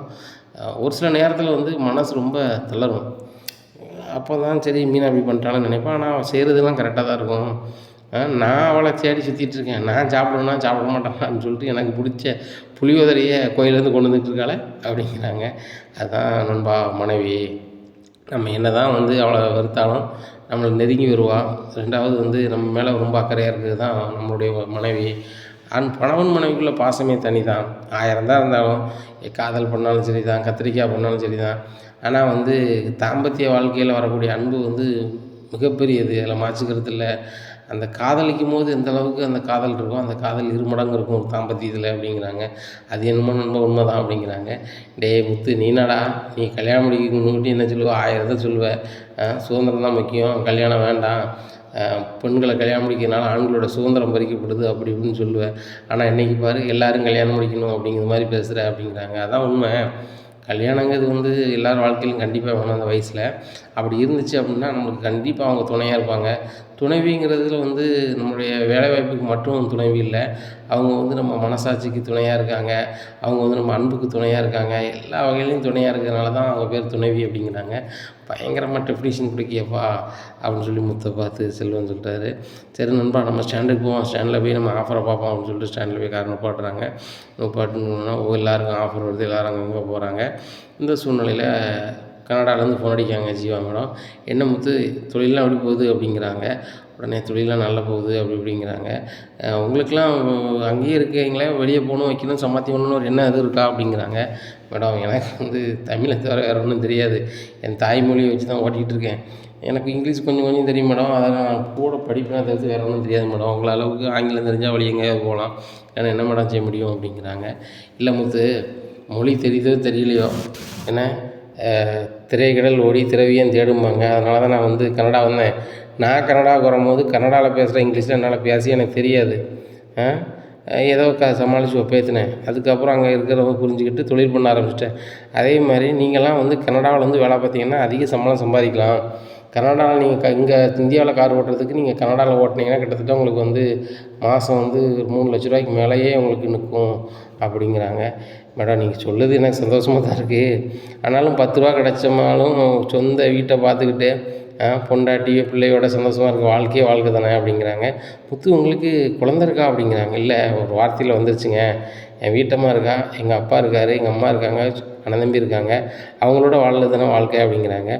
அதுவும் சரிதான் அப்படிங்கிறாங்க. மேடம் உங்களுக்கு மேரேஜ் ஆயிடுச்சா அப்படின்னு சொல்லிட்டு கேட்குறாங்க முத்து ஜீவாட்ட. உடனே ஜீவா அப்படி அழுதுடுறாங்க. ஏன் மேடம் அழுதுறீங்க அப்படிங்கிறாங்க. இல்லை முத்து, எனக்கு கல்யாணம் எதுவும் ஆகலை, ஒருத்தனை விரும்பினேன், அவன் உண்மையாக இல்லை, அவனுக்கு நான் டாட்டா போட்டு நான் அங்கே கனடா வந்துட்டேன் அப்படிங்கிறாங்க. சரி மேடம் விடுங்க, நடக்கிறத பாருங்கள், உங்களுக்காக இனிமையாக பிறக்க போகிறாரு, பிறந்தவர் உங்களை தேடி வருவார் அப்படிங்கிறாங்க. அவராவது உண்மையாக வருவாரா முத்து அப்படிங்கிறாங்க. கண்டிப்பாங்க, நம்ம ஒருத்தவங்க மேலே உண்மையாக இருக்கேன்னா கண்டிப்பாக உண்மையாக இருப்பாங்க. நான் கூட கல்யாணம் முடிக்கும்போது என் வீட்டம்மா வந்து பிடிக்காம தான் கட்டினேன். எங்கள் அப்பா சொன்னாருங்கிறது ஒரே காரணத்துக்காக தாலி கட்டினேன். ஆனால் வாழும்போது கூட நான் 6 மாதம் ஆகக்கூட நான் வந்து கணவன் மனைவியாக வாழ்ந்ததே கிடையாது, இல்லற வாழ்க்கையில் வாழ்ந்ததே கிடையாது. ஒரே ரூமில் இருந்தாலும் வேற்றுமையாக தான் இருக்கும். ஆனால் இந்த 6 மாதமாக தான் என் மனைவியை கூட நான் இல்லற வாழ்க்கையில் வாழதான் அவ்வளோ சந்தோஷமாக இருக்கேன். சந்தோஷம்னா என்ன அப்படின்னா என் மீனா அப்படின்னு சொல்லுவேன். அந்தளவுக்கு நான் சந்தோஷமாக இருக்கேன்னா காரணம் என் பொண்டாட்டி என்னை எல்லா வகையிலுமே மாற்றிட்டா அப்படிங்கிறாங்க. பார்த்தீங்களா முத்து, ஒவ்வொரு வாட்டியும் உங்கள் ஒய்ஃபை தான் நீங்கள் சொல்லிகிட்டே இருக்கீங்க. அதே மாதிரி எனக்கு ஒரு நல்லவர் கிடச்சிருந்தா நான் ஏன் தனிமரமாக இருக்க போகிறேன் முத்து அப்படிங்கிறாங்க. ஏங்க கண்டிப்பாக நல்லதே நடக்கும் அப்படிங்கிறாங்க. நான் வந்து ஒருத்தனை வேண்டான்ட்டு வந்தாலும் அவன் கல்யாணம் முடிச்சு சந்தோஷமாக தான் இருக்கான் அப்படிங்கிறாங்க. அப்படியா மேடம், அவங்களே கல்யாணம் முடிச்சு நீங்கள் இருக்கும்போது நீங்கள் எதுக்கு மேடம் ஃபீல் பண்ணுறீங்க, நீங்களும் ஒரு கல்யாணம் முடிங்க அப்படிங்கிறாங்க. சரி முத்து, நீங்கள் சொன்னப்புறம் அப்படி ஒரு ஐடியா பண்ணலான்னு நினைக்கிறேன். சரி ஒரு நல்ல பெயர் தான் சொல்லுங்கள் அப்படிங்கிறாங்க. மேடம் நான் சாதாரண டிரைவர் மேடம், நீங்கள் பிஸ்னஸ் பண்ணிகிட்டு இருக்கீங்க, உங்கள் லெவலுக்கு என்னால் சொல்ல முடியுமான்னு தெரில அப்படிங்கிறாங்க. இல்லை முத்து, உங்களை மாதிரி மாப்பிள்ளை இருந்தால் போதும், மனசாட்சியோடு இருக்கிற மாப்பிள்ளை இருந்தால் சொல்லுங்கள். அவர் வேலை பார்க்கணுன்னு அவசியமே இல்லை, இப்போ நான் பிஸ்னஸ்லாம் பண்ண ஆரம்பிச்சிட்டேன், என் கூட இருந்தால் போதும், ஒரு நல்ல பையன் இருந்தால் சொல்லுங்கள் அப்படிங்கிறாங்க. மேடம் அந்தளவுக்கு எனக்கு நாலேஜ் இல்லை, ஆனால் மாப்பிள்ளை கிடச்சா சொல்கிறேன். அது போக வந்துட்டு உங்களவுக்கு படிச்சிருப்பாங்களான்னு தெரியல அப்படிங்கிறாங்க. நான் தான் சொல்கிறேனே முத்து, அவர் 6ஓ 7ஓ 8ஓ என்ன படிச்சிருக்காருங்க இது மேட்டர் இல்லை, நல்ல ஆளாக குடிக்காத வைக்காத நல்ல ஒரு தங்கமான ஆளாக அவங்கள மாதிரி ஒரு ஆள்னா சொல்லுங்கள், நான் உடனே கட்டிக்கிறேன். உங்களுக்கு கல்யாணம் ஆகலன்னு சொல்லுங்கள், உடனே நான் கட்டியிருப்பேங்களா அப்படிங்கிறாங்க. இல்லை மேடம் எனக்கு கல்யாணம் ஆகி அன்பான மனைவி இருக்காங்க அப்படிங்கிறாங்க. எனக்கு அது தெரிஞ்சு தான் நான் இப்படி சொல்கிறேன். உண்மையிலே உங்களுக்கு கல்யாணம் ஆகலை அப்படின்னு சொன்னால் கண்டிப்பாக நான் கனடாவுக்கு 2வது வாட்டி நான் திரும்பி இருக்க மாட்டேன். எப்படியாவது உங்களை விரும்பி நான் கட்டியிருக்குன்னு தான் நினச்சிருப்பேன். அந்தளவுக்கு உங்களை பிடிச்சிருக்கு, நீங்கள் உண்மையிலே நல்ல ஆளாக இருக்கீங்க அப்படிங்கிறாங்க. ஆகா மேடம் ட்ராக் வேறு மாதிரி போகுது அப்படின்னு சொல்லிட்டு, மேடம் தப்பாக நினச்சிக்காதீங்க, ஒரு ஆஃபர் வருது கிளம்பட்டுமா அப்படிங்கிறாங்க. சரி முத்து, பார்த்து போய்ட்டு வாங்க, கவனமாக கார் ஓட்டுங்க, இனிமேல் இந்தியா வந்தால் உங்களை தான் பார்க்க வருவாங்க, வேறு யாரும் எனக்கு இல்லை அப்படிங்கிறாங்க. என்ன மேடம் சொன்னீங்க, உங்கள் ஃப்ரெண்டு இருக்காங்க அப்படி இப்படின்னு சொன்னீங்க. ஆமாம் என் ஃப்ரெண்டு இருக்கா, அடுத்த ஃப்ரெண்டுனா நீங்கள் தான். என் பிஸ்னஸ்ஸு விஷயமா வரதா இருந்தாலும் சரி தான் இந்தியாவுக்கு, இல்லை நான் வாங்கி போட்ட சொத்தை பார்க்க வரதா இருந்தாலும் சரி தான், அப்படியே உங்களை பார்த்துட்டு தான் நான் வந்து கனடா திரும்புவேன் அப்படிங்கிறாங்க. ரொம்ப சந்தோஷம் மேடம், நீங்கள் கூட எனக்கு ஒரு உறவு மாதிரி ஆகிட்டீங்க, என்ன ஞாபகம் வச்சு ஃபோன்லாம் அடிக்கிங்களா அப்படிங்கிறாங்க. முத்து, நீங்கள் டிரைவராக மட்டும் இருக்கலை, எனக்கு ஒரு பாதுகாவலனா ஒரு கூட பிறந்த உடன்பிறப்பா நீங்கள் இருந்தீங்க. அங்கே எல்லா இடத்துக்கும் போகிறதுக்கு என்ன உரிமையாக கூப்பிட்டு போனீங்க. என் உங்கள் காரில் நான் வச்சுருக்க பொருளெல்லாம் அவ்வளோ பத்திரமா வச்சுருந்தீங்க. நான் கிட்டத்தட்ட எப்பவும் உங்கள் காரில் பயணிக்கும்போது குறைஞ்சபட்சம் ஒரு 10,00,000 நான் கேஷாக வச்சுருந்துருப்பேன். நீங்கள் நினச்சா நீ யாருன்னே தெரியாத அதை எடுத்துகிட்டு கிளம்பியிருக்கலாம். என்ன ஆனால் நீங்கள் அதை பாதுகாப்பாக வச்சு தார வாடகையோடு நான் கூட இருந்தாலும் வாங்காமல் அவ்வளோ நேர்மையாக உங்கள் தொழிலில் இருந்தீங்க. அப்பேற்பட்ட உங்களை நான் மறக்க முடியுமா முத்து அப்படிங்கிறாங்க. ரொம்ப நன்றி மேடம் அப்படிங்கிறாங்க. சரி முத்து ஏதோ ஆஃபர் போன்னு சொன்னீங்களா, சரி போய்ட்டு வாங்க அப்படின்னு சொல்லிட்டு ஃபோனை கட் பண்ணுறாங்க. உடனே யாருடா அப்படின்னு கேட்குறாரு செல்வம். இந்த மாதிரி கனடா மேடம் அப்படின்னு. கனடா மேடம் அடிக்கடி ஒன்று ஃபோன் அடிக்காங்க அப்படிங்கிறாங்க. இல்லை அவங்களுக்கு இங்கே வந்தவங்க நான் தான் நாங்கள் கூப்பிட்டு போனேன், நல்லா இருக்கீங்களான்னு கேட்காங்க அப்படிங்கிறாங்க. உண்மையிலே நல்லவங்களும் இருக்க தான் செய்கிறாங்க. சிலவங்க காரில் ஏறுவாங்க, அவங்க பணத்தை செட்டில்மெண்ட் பண்ணோன்னே அவங்க இறங்கி துறனையாக போயிட்டுருப்பாங்க. அடுத்தாப்புல நம்மளை பார்த்தா கூட பேச மாட்டாங்க. இந்த டிரைவர் தொழிலில் இப்படிலாம் பல பேரை பார்த்துட்டோம். ஆனால் ஒரு சில நல்ல இதயங்கள் அவங்க நம்ம காரில் பயணித்து நம்மளுக்கு காசெல்லாம் கொடுத்துட்டு போனாலும் கூட தூரத்துலேருந்து நல்லா இருக்கீங்களான்னு கேட்கும்போது மனசு ரொம்பவே குளிருதில்ல முத்து அப்படிங்கிறாங்க. உண்மைதான் அப்படின்ட்டு இருக்காங்க. இந்த முத்துக்கு இன்னொரு ஆஃபர் வந்துடுது. நேராக போயிடுறாரு. அவங்க ஏர்போர்ட்டில் போய் இறங்குறாங்க. சார் நீங்கள் எந்த நாட்டுக்கு போகிறீங்க அப்படின்னு கேட்குறாங்க. நான் கனடா தான் போகிறேன் அப்படிங்கிறாங்க. கனடாவில் எனக்கு தெரிஞ்ச ஒரு மேடம் இருக்காங்க அப்படிங்கிறாங்க. அப்படியா, அவங்களுக்கு கனடாவே இந்தியாவா அப்படின்னு. இந்தியாவில் உள்ளவங்க அங்கே கனடாவில் பிஸ்னஸ் பண்ணுறாங்க அப்படிங்கிறாங்க. ஓ சரி சரி தம்பி போய்ட்டு வரேன் அப்படிங்க. சரிங்கய்யா அப்படின்ட்டு கிளம்புறாங்க. ஒரு பொருளை வச்சுட்டு போயிடுறாங்க. அது விலை மிக்க ஒரு வைரம். அதை திறந்து பார்த்துட்டு ஏதோ கல் மாதிரி இருக்கா, வைரம் மாதிரி இருக்கான்னு சொல்லிட்டு இவங்க நம்பர் வேறு நம்மகிட்ட இல்லையா அப்படின்னு சொல்லிட்டு ரொம்பவே முழிக்காரு. அப்போ தான் நினைக்காரு, நம்ம கால் பண்ணும்போது ஒரு நம்பர் இருந்திருக்கும்ல அப்படின்னு சொல்லிட்டு அந்த நம்பரில் அடிக்காரு. அவங்க ஃப்ளைட் ஏறிட்டாங்க. ஏறும்போது ஃபோன் அடிக்கிறாங்க. இந்த மாதிரி நீங்கள் ஏதோ பார்சல் கொண்டு வந்தீங்க, அதை உழைச்சி பார்த்தா அதில் ஏதோ கல் மாதிரி இருக்குது, அதை தயவுசெய்து 8 பேருங்கய்யா, நான் எப்படியா உங்கள்கிட்ட சேர்க்க முடியும் கனடாவில், உங்களில் போலீஸ்ட்டை கொடுத்து அவங்கள்ட்ட தருவாங்களான்னு எனக்கு தெரியலையா அப்படிங்கிறாங்க. தம்பி ஃப்ளைட்டு கிளம்பல, அது முக்கியமான ஒரு பொருள், விலை மதிப்புள்ள பொருள் தம்பி, கிட்டத்தட்ட அது 60 கோடி ரூபா இருக்கும் அந்த வைரம் அப்படிங்கிறாங்க. இதை கேட்டால் அப்படியா, சரியா வாங்கய்யா வாங்கிட்டு போங்கய்யா அப்படிங்கிறாங்க. உடனே அவர் வராரு. தம்பி 60 கோடி ரூபான்னு உனக்கு நான் ஃபோன் பண்ணி சொல்லுதேன், நான் வரதுக்குள்ளே எடுத்துகிட்டு ஓடிடலாம், வரதை நீ பார்த்துக்கலான்னு சொல்லிட்டு, ஆனால் இவ்வளோ சொத்துக்கு நீ ஆசைப்படலையப்பா, பணத்துக்கு ஆசைப்படலையப்பா அப்படிங்கிறாங்க. சார் உழைக்கிற காசுலேயே சாப்பிட்டு பழகிட்டேன், அது பிறகு உழைக்கிற காசு தான் உடம்புல ஒட்டும், அதுவே இப்போ உள்ள காலத்தில் ஒட்ட மாட்டேங்குது. இப்படி இருக்கும்போது நான் உழைக்காத யாரோ உழைச்ச காசை நான் கொண்டு போகிறது நல்லாவே இருக்காது, நீங்கள் இதை பத்திரமா வச்சுக்கோங்க சார். நான் காரை எடுக்கும்போது தான் திரும்பி பார்த்தோம் பின்னாடி ஒரு பார்சல் இருந்துச்சு அப்படிங்கிறாங்க. ஆமாம் தம்பி, கையில் தான் வச்சுருந்தேன், ஃபோன் பண்ணோன்னே அது நான் மறந்து வச்சுட்டு கிளம்பிட்டேன், ஆனால் இவ்வளோ உண்மையாக இருக்கீங்களே தம்பி, சரி நான் பிடிங்க அந்த 2,00,000 வச்சுக்கோங்க அப்படின்னு சொல்லிட்டு 2,00,000 ரூபா பணத்தை எடுத்து கொடுக்காங்க பேக்கிலேருந்து. சார் நல்லா இருப்பீங்க, பணமே எனக்கு வேண்டாம், நீங்கள் நம்ம நாட்டில் பிறந்து கனடாவில் தொழில் பண்ணுறீங்க, அங்கே போகிறேன்னு சொல்கிறீங்க, சந்தோஷமாக போய்ட்டு வாங்க. என்றைக்குனாலும் நம்ம தாய் நாட்டை நினச்சி பாருங்கள். தாய் நாட்டுக்கு உங்களால் முடிஞ்சு நீங்கள் பெரிய ஆளாக வந்தீங்கன்னா கண்டிப்பாக தாய் நாட்டுக்கு ஏதாவது செய்யுங்க அப்படிங்கிறாங்க. தம்பி என்னை வாழ வச்ச இந்த இந்தியாவுக்கு நான் என்னால் முடிஞ்ச உதவியை செய்வேன், ஆனால் தொழில் எனக்கு அங்கே இருக்குது, அதனால் அங்கே போய் பண்ண போகிறேன் அப்படிங்கிறாங்க. சரி சார் பண்ணுங்கள், எல்லோரும் எல்லா நாட்டிலையும் தொழில் பண்ணி அந்நிய செலாவணியை இந்தியாவுக்கு கொண்டு வாங்க, இந்தியா பொருளாதாரத்தை மேம்படுத்துங்க அப்படின்னு சொல்லி பேசுகிறாங்க. தம்பி என்ன படிச்சிருக்கீங்க, இவ்வளோ தெளிவாக பேசுகிறீங்களே அப்படிங்கிறாங்க. சார் நான் 8 தான் சார் படிச்சிருக்கேன் அப்படிங்கிறாங்க. தம்பி 8 படித்தாலும் உங்களுக்கு நல்ல ஒரு ஜிகே இருக்குது, என்ன பொது அறிவு, அதாவது இந்தியா நல்லா இருக்கணும்னு நினைக்கக்கூடிய ஒரு நல்ல மனசு இருக்குது அப்படிங்கிறாங்க. ஆமாம் சார், எதாக இருந்தாலும் நம்ம நாடில் சார் விட்டு கொடுக்க முடியாதுல்ல சார், ஏன்னா நம்ம எங்கே போனாலும் நம்ம நாடை நினச்சி பார்க்கும்போது பெற்ற தாயையோ தாய் நாட்டையோ நம்ம யாராலும் மறக்க முடியாதுல்ல அப்படிங்கிறாங்க. அது உண்மை தான் தம்பி, நான் கனடா போனோன்னே எனக்கு நினப்பு பூரா இந்திய நினப்பாக இருக்கும், நம்ம நாட்டில் மக்கள்லாம் எப்படி இருக்காங்க அப்படின்ற மாதிரி இருக்கும். உங்களை பார்க்கும்போது ரொம்ப சந்தோஷமாக இருக்குது, சில நல்லவங்களை சில நேரங்களில் தான் பார்க்க முடியுது, உங்களை நான் பார்த்துருக்கேன், உங்கள் நம்பர் தாங்க முத்து அப்படிங்கிறாங்க. சார் நான் இங்கே தான் சார் இருப்பேன், எனக்கு வேறு ஒன்றும் தெரியாது, தம்பி உங்கள் நம்பரை கொடுங்க, நான் கனடா போனால் உங்களுக்கு ஃபோன் அடித்து பேசுகிறேன், கனடாவில் ஏதாவது வேலையாக வந்தாங்களும் சரி தான், இல்லை உங்களை வேண்டியவங்க வேலைக்கு வந்தாலும் சரி தான், அவங்க நம்ம நம்பரை கொடுங்க, நாங்கள் என்ன ஹெல்ப் பண்ணுமோ பண்ணுறேன் அப்படிங்கிறாங்க. ரொம்ப நன்றி சார் அப்படிங்கிறாங்க. ஒன்றும் பிரச்சனை இல்லை தம்பி அப்படின்னு சொல்லிட்டு நம்பர் வாங்கிட்டு வந்தாலும் கிளம்புறாரு. இந்த சூழ்நிலையில் முத்துக்கு ரொம்ப சந்தோஷமாக இருக்குது. இப்போ நம்மளுக்கு வேண்டியவங்க 2 பேர் கனடாவில் இருக்காங்களே அப்படின்னு சொல்லிட்டு ரொம்பவே சந்தோஷப்படுறாங்க மனசுக்குள்ள. அப்போ சரி ரைட்டு, நம்மளுக்கும் சொந்தக்காரங்க மாதிரி 2 பேர் கனடாவில் உருவாகிட்டாங்க. பரவாயில்ல, இந்தியர்கள் வெளியே போகும்போது ரொம்ப பாசமாக தான் இருக்காங்க அப்படின்னு நினச்சிட்டு வீட்டுக்கு போகிறாங்க. உடனே மீனா அப்படிங்கிறாங்க. ஏன் உன் பொண்டாட்டி வீட்டிலே தான் இருப்பாளா? அவள் எங்கேயோ சுத்த போயிருப்பா அப்படிங்கிறாங்க. உடனே மீனா பூ வியாபாரத்தை முடிச்சுட்டு வராங்க. என்னங்க அப்படிங்கிறாங்க. நான் இங்கே கூப்பிட்டேன், நீ வெளியிருந்து வரேன் அப்படிங்கிறாங்க. இப்போ தாங்க பூ விற்றுட்டு வரேன், நீங்கள் கார் விட்டுட்டு உள்ளே வரீங்க, நான் 2வது வரேன் அப்படிங்கிறாங்க. ஆமாம் என்ன நான் உனக்கு பிடிக்குமேன்னு சொல்லிட்டு பிரியாணி வாங்கியிருந்தேன் அப்படிங்கிறாங்க. டேய், உன் பொண்டாட்டிக்கு பிரியாணி வாங்கிட்டு வந்திருக்க, மற்றவங்களும் என்னடா சாப்பிடுவாங்க அப்படிங்கிறாங்க. ஏம்மா அவளுக்கு பிடிக்குமேன்னு பிரியாணி வாங்கிட்டு வந்திருக்கேன், உங்களுக்கும் பிடிச்சா இதை நீங்கள் சாப்பிடுங்க, ஒன்றும் பிரச்சனை இல்லை, பிரியாணி ஒரு 2-3 பார்சல் வாங்கியிருக்கேன், நீங்கள் சாப்பிட்னா சாப்பிடுங்க அப்படிங்கிறாங்க. டேய், இந்த வீட்டில் எத்தனை பேர், அத்தனை பேருக்கு வாங்க வேண்டியதானே அப்படிங்கிறேன். ஏம்மா நான் அவ்வளோ அளவுக்கு உழைக்கலை, உங்கள் பையன் பெரிய பிஸ்னஸ் பண்ணுறான், அந்தளவுக்கு நான் பிஸ்னஸ் பண்ணல, ஒன்றும் பண்ணலை, நான் சாதாரண டிரைவர், என் பொண்டாட்டிக்கு பிரியாணி பிடிக்குன்னு எனக்கு தோணுச்சு, அந்த பிரியாணி மீனாவுக்கு பிடிக்கும், அதனால் வாங்கிட்டு வந்தேன் அப்படிங்கிறாங்க. அத்தை நான் எல்லாருக்குமே சமைச்சிட்டேன், சாம்பாரும் அப்பளமும் பொரிச்சிருக்கேன் அப்படிங்கிறாங்க. ஆமாம், எல்லாருக்கும் சாம்பார் கொடுப்பேன், நீ பிரியாணி திம்பியோ, இப்படி தான் புருஷனை பழக்கி வச்சுருக்க, அவனே 50க்கு 100க்கும் உழைச்சிக்கிட்டு இருக்கான், அந்த காசை நீ பிரியாணி தின்னு அப்படி கழிச்சிடணும், கடைசியில் எப்படி மிஞ்சும் அப்படிங்கிறாங்க. ஏம்மா அவங்களுக்கு ரொம்ப பெருந்தன்மை மனசு தான், என்கிட்ட காசு நிற்கல நீங்கள் வருத்தப்படுத்தீங்க பார்த்தீங்களா, நான் பார்த்துக்கிறேன் என்னவா, அவங்களுக்கு காசு கரையுதுன்னு பிரச்சனை இல்லை, நீ பிரியாணி சாப்பிட்ற அது அவங்களுக்கு பிடிக்கல அப்படிங்கிறாங்க. உடனே மீனா சிரிக்கிறாங்க. என்னடி சிரிக்கிற அப்படிங்கிறாங்க. அதான் சிரிக்கக்கூட கூடாதா சுதந்திர நாட்டில் அப்படின்ட்டு போய் சாப்பிட்றாங்க. மீனா வர வர பயங்கரமாக முடிஞ்சு. அன்றைக்கி என்னென்னா எங்கள் அம்மாவை பார்த்து என்ன பேரளவில் தான் என் வீட்டுக்காரர் நினைக்காரு, உன் கடமைக்கு தான் வாழுதாரு அப்படின்னு சொன்னீங்களா அத்தை, என் புருஷன் எவ்வளோ ஃபீல் பண்ணார் பார்த்தீங்களா, நீ உண்மையாக தான் விரும்புகிறாரு அப்படின்னு சொல்லி எங்கள் அம்மாவை ஆசைறது மாதிரி ஒரு பதில் சொல்கிறேன், இப்போ நான் எப்படி சொல்கிறேன் அப்படிங்கிறாங்க. இல்லைங்க, காலத்துக்கு ஏற்றாப்புல இருக்கணும், என்ன சுருதி போட்ட போட்டில் உங்கள் அம்மா ஆடி போயிட்டாங்க, நானும் அப்படி வச்சுக்கிட்டா தான் எனக்கு சரியாக இருக்குன்னு நினச்சேன், அதான் அப்படி சொன்னேன் அப்படிங்கிறாங்க. என்ன சொன்னா சுருதி அப்படிங்கிறாங்க.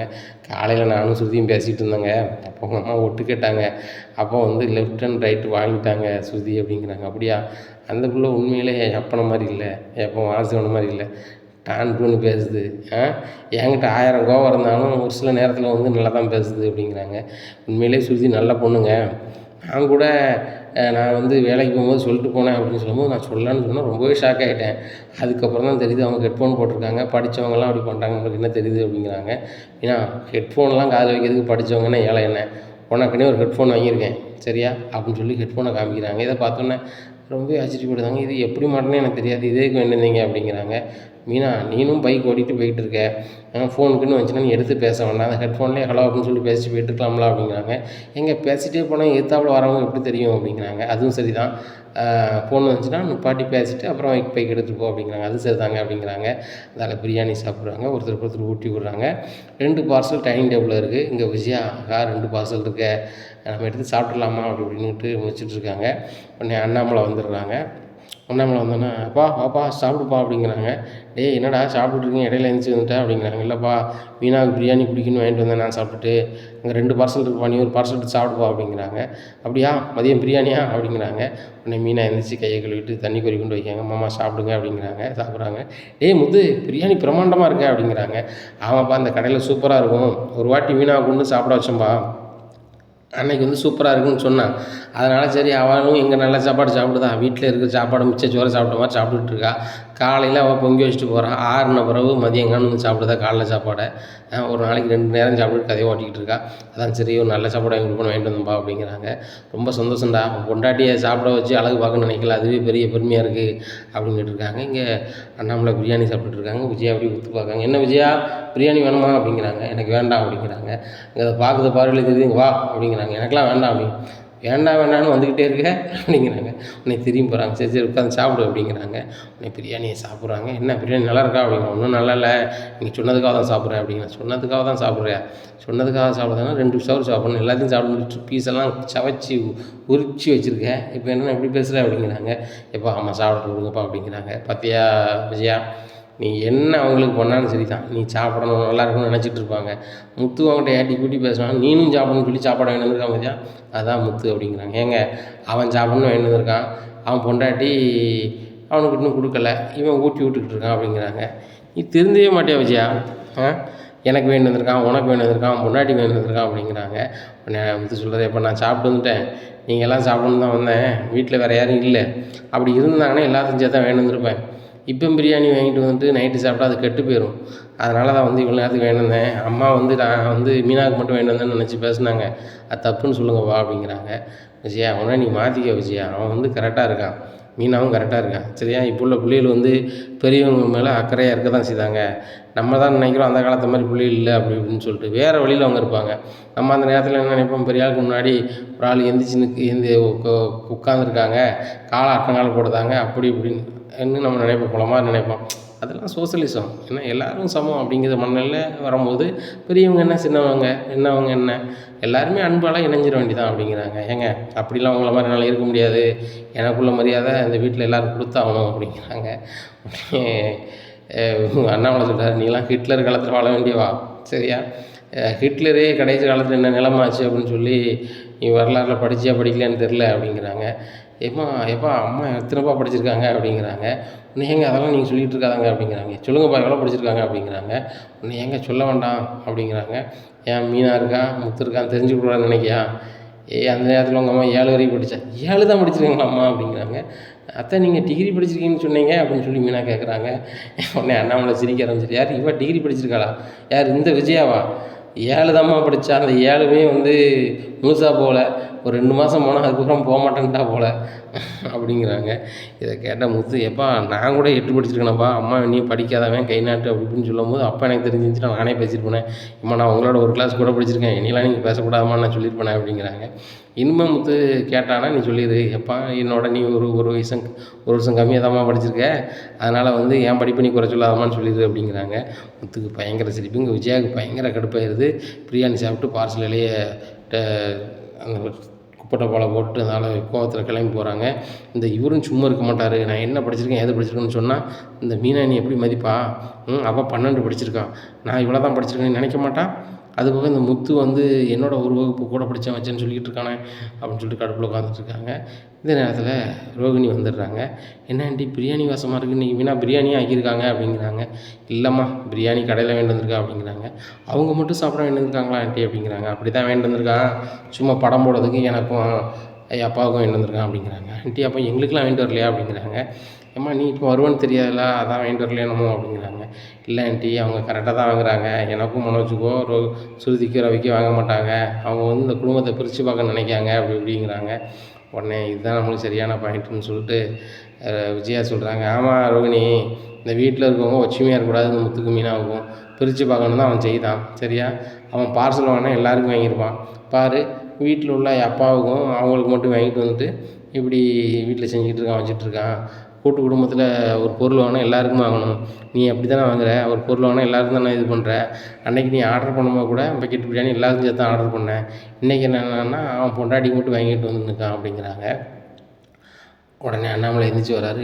விஜயா, ஒரு நாயை வளர்த்தா கூட நமக்கு நன்றியாக இருக்கும், உனக்கு கொஞ்சம் கூட நன்றி இல்லை, இப்போ தானே அவன் வாங்கிட்டு வந்து சாப்பாடை சாப்பிட்டேன் அதுக்குள்ளே மாறி பேசுகிற அப்படிங்கிறாங்க. இல்லைங்க ரோகிணி பட்னியாலாம் இருக்கணும் அப்படிங்கிறாங்க. அவனை வீணாக வராங்க. அத்தை யாரும் பட்னியாக இருக்க வேண்டாம், அந்த வீட்டில் எல்லோரும் சாப்பிடலாம், சாப்பாடு தான் ஆக்கியிருக்கேனே அப்படிங்கிறாங்க. உடனே நீ ஆக்கி வச்ச சாம்பாரும் அப்பளத்தையும் என் மருமக சாப்பிடுவாளா, அவள் எவ்வளோ பெரிய பணக்காரி தெரியுமா அப்படிங்கிறாங்க. உடனே முத்து வராது. அது உங்களுக்கு தெரியுமாம்மா அப்படிங்கிறாங்க. எது தெரியுமா, இல்லை பணக்காரி அப்படிங்கிறீங்களே பணக்காரியா அப்படிங்கிறது உங்களுக்கு தெரியுமா அப்படிங்கிறாங்க. தெரியாமையாடா என் பையனுக்கு பொண்ணு கட்டி வச்சுருக்கேன் அப்படிங்கிறாங்க. அதாம்மா எனக்கு சந்தேகமாக இருக்குது அப்படிங்கிறாங்க. ரோகிணி திருதுன்னு முழிக்காங்க. ஆகா முத்து வந்து ஏட்டி கூட்டி பேசுகிறேன் அப்படின்னு சொல்லிட்டு, ஆண்டி விடுங்க நான் கடையில் ஆர்டர் பண்ணி சாப்பிட்டுக்கிறேன் அப்படிங்கிறாங்க. உடனே மீனா சொல்கிறாங்க, என்னை பார்க்க எப்படி தெரியுது ரோகிணி, எல்லோரும் சாப்பிடுன்னு சொல்லி தான் சாப்பாடு பண்ணி வச்சுருக்கேன், நீங்கள் பாட்டில் கடையில் சாப்பிடுன்னு சொன்னால் அந்த சாப்பாடெலாம் வீணாக போகும் அப்படிங்கிறாங்க. உடனே முத்து சொல்கிறாரு, இந்த சாப்பாடை தான் சாப்பிடுவாங்க, வேலையை பாரு அப்படிங்கிறாங்க. முத்து நீங்கள் சொல்லுறது நான் சாப்பிடணும் அவசியம் இல்லை அப்படிங்கிறாங்க. இந்த வீட்டுக்குள்ளே வந்து தானே பார்சல் தராது ஒரு ஆள் வருவார், வர விட்டா தானே ஒழுங்கு மாதிரியாக சாப்பாடை சாப்பிடுங்க, எல்லாம் அவ்வளோதான் அப்படிங்கிறாங்க. வேறு வழியே இல்லாமல் ரோகிணி போய் சாப்பிட்றாங்க. நான் பார்த்தீங்களா ஆண்டி எனக்கே சாப்பாடு வேண்டாம்னாலும் உங்களுக்கு டைமாக சாப்பிட சொல்கிறாரு அப்படிங்கிறாங்க. உடனே முத்து சொல்கிறாரு இவங்க ரோகிணிகிட்ட, ரோகிணி நன்மை சொன்னால் யாராலும் ஏற்றுக்கணும், கடை சாப்பாடு உடம்புக்கு கேடு, அது போக வந்து வீட்டில் சமைச்சாச்சு அதை சாப்பிட்டது என்னமா இருக்குது அப்படிங்கிறாங்க. இல்லை அங்கிள் அப்படி சாப்பிட்னா தான் நான் சமைச்சு சாப்பிட்டு போனேன், அந்த மீனா சாம்பார் சாப்பிட்றதுக்கான அங்கிள் நான் வீட்டுக்கு வந்தேன் அப்படி இப்படின்னுட்டு இருக்காங்க. அப்போ என்னதாம்மா உனக்கு பிரச்சனை அப்படிங்கிறாங்க. இல்லை அங்கிள் சாப்பாடு வாங்கினா உங்களை எல்லாருக்கும் வாங்கிக்க வேண்டியதானே அப்படிங்கிறாங்க. மறுபடியும் பாடம் எடுக்க முடியாது ரோகிணி, சாப்பாடு அவன் பொண்டாட்டிக்கு வாங்கிட்டு வந்திருக்கான், கூட 2 பார்சல் வாங்கிட்டு வந்திருக்கான். வீட்டில் யாரும் இல்லை. ஏன்னா அந்த சாப்பாடு இருந்தால் சாப்பிட வேண்டியதான், எல்லோரும் இருந்தால் ஷேர் பண்ணி சாப்பிட வேண்டியதான், இவ்வளோதான். இதில் வந்து அதை குறை சொல்றதுக்கு ஒன்றும் இல்லை. அவன் உழைப்பில் அவன் பொண்டாட்டிக்கு வாங்கிட்டு வந்திருக்கான். மனோஜ் வந்து பண்டாதுன்னு வாங்கிட்டு வரான். வெளியே எல்லாத்துக்குமா கொடுக்கான், ரூமில் கொண்டு உனக்கு கொடுக்கான். அதை நாங்கள் பார்த்துட்டு தானே இருக்கோம். இல்லை யாராவது அதை கேட்கமா வைக்கமா அப்படிங்கிறாங்க. ரோஹிணிக்கு ஒன்றுமே பேசணும்ல, ரூமுக்குள்ளே போயிடுறாங்க. பின்னாடியே விஜயா போகிறாங்க. பார்த்தியாம்மா, அந்த முத்துக்கு மீனாவுக்கு தான் இவர் சப்போர்ட் பண்ணிகிட்டே இருக்கார். நானும் பார்க்குறேன் எவ்வளோ நாளுக்கு சப்போர்ட் பண்ணுறாங்கன்னு சொல்லிட்டு. ஏதாவது ஒரு பெரிய விஷயத்தில் அவன் வந்து மாட்டுவான். அன்னைக்கு மாட்டும்போது வச்சு செஞ்சு விட்ருதேன் அப்படிங்கிறாங்க. ஆண்டி சீக்கிரம் இந்த வீட்டு விட்டு அனுப்புங்க ஆண்டி, நாங்கள் பிடிங்க அவங்க கை செலவுக்கு வச்சுக்கோங்க அப்படிங்கிறாங்க. என்னம்மா அனைத்தனமா 5000 அப்படிங்கிறாங்க.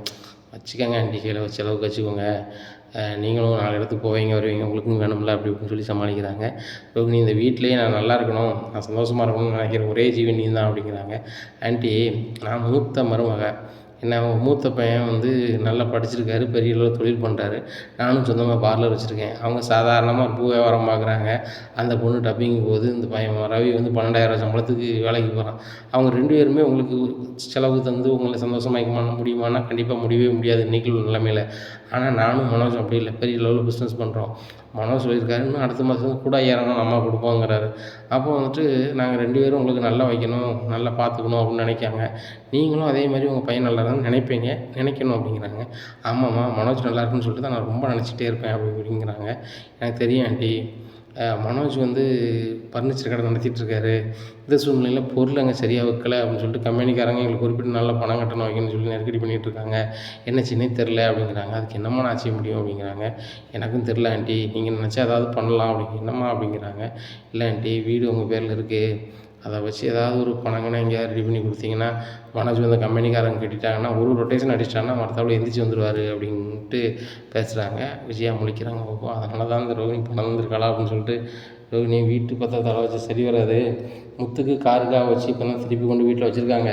இப்போ 2வது உங்கள் மாமாவை கேட்காம நான் பத்திரம் வாங்கினேன் வச்சோம்னா அது சரி நல்லா இருக்காது அப்படிங்கிறாங்க.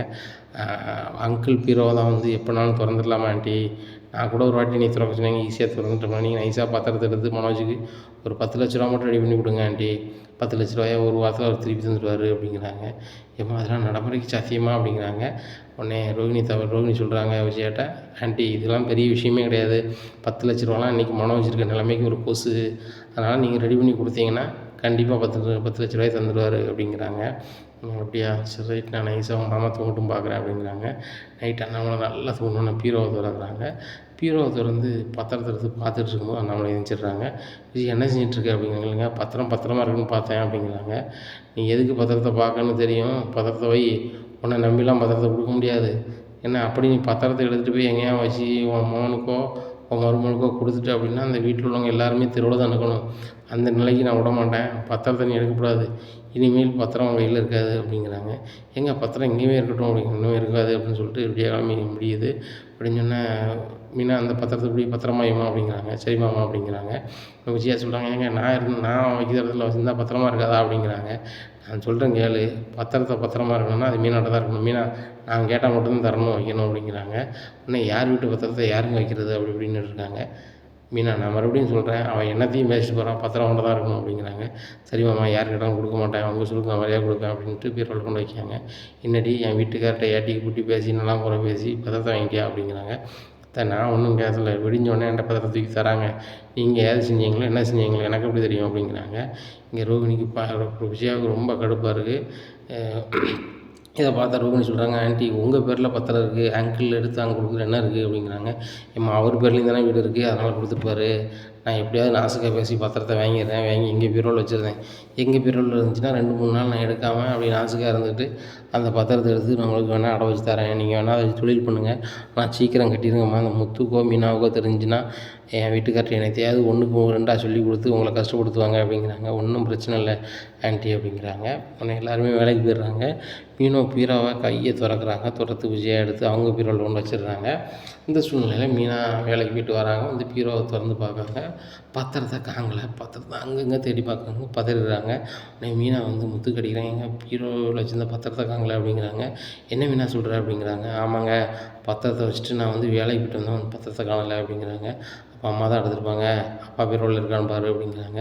நேராக மீனை வந்து அவங்க மாமா பீரோ அண்ணாமலை பீரோ நோண்டிகிட்டு இருக்காங்க. ஏண்டி உன் பீரோ இங்கே இருக்குது, இங்கே வந்து நோண்டிகிட்டு இருக்க, இந்த பீரோவில் எனக்கு பணத்தை எடுக்கலான்னு வந்தியா, உன் தம்பி தான் திருடிட்டாலே தானே நீயும் திருடிட்டாலேம்மா அப்படி இப்படின்னு ஏசுதாங்க. இது சூழ்நிலை அண்ணாமலை வந்துடுறாரு. என்ன மீனா என்னாச்சு அப்படிங்கிறாங்க. மாமா நான் பத்திரத்தை வந்துட்டு என் பீரோவில் வச்சுருந்தேன். அது யாரோ சாவி சரியா இல்லைன்னு அதை எடுத்துட்டு கொண்டு வந்திருக்காங்க. அது இந்த பீரோவில் இருக்கான்னு பார்த்தேன் அப்படிங்கிறாங்க. உடனே அண்ணாமலை அந்த பீரோவை திறந்து பார்க்காரு. அங்கே பத்திரம் இங்கே எப்படி வந்துச்சு விஜயா அப்படின்னு கேட்குறாங்க. எங்கள் பத்திரம் வந்து இந்த பீரோவில் பத்திரமா இருக்கட்டும், அவள் பீரோவில் எதுக்கு இருக்கணும், வீடு என் பேரில் இருக்குது, அவாட்ட பத்திரம் இருக்கணுமோ அப்படிங்கிறாங்க. நீ வந்து பீரோவில் இருந்ததை மீனா பீரோவிலேருந்து நீ எடுத்து வந்திருக்க, அது யாரை கேட்டு எடுத்த அப்படிங்கிறாங்க. ஏன் மதத்தை யாரை கேட்டு எடுக்கணும் வைக்கணும் அப்படின்னு சொல்கிறாங்க. உடனே மீனா கேட்குறாங்க, அத்தை நான் இவ்வளோ நேரம் தேடிட்டு இருக்கேன், அப்போ நீங்கள் சொல்லலாம்ல என்கிட்ட தான் இருக்குன்னு சொல்லிட்டு அப்படிங்கிறாங்க.